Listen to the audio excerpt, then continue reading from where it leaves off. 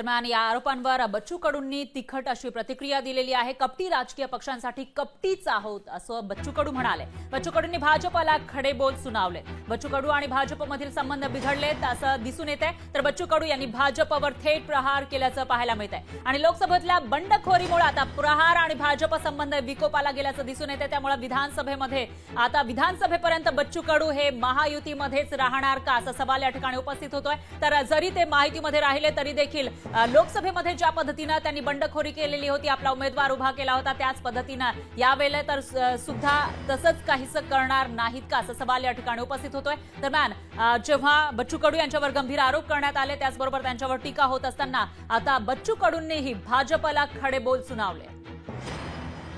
जे नालायक आहे त्याच्यासाठी आम्ही कपटेच आहोत। कपट्यापेक्षाही जसा अफजल खान छत्रपतीनं फाडला होता ना, या अफजल खानाच्या कपटी भावनेमुळे तसं आम्ही नेहमी फाडत असतो, त्याच्यात आम्ही कुठं मागे पडत नाही।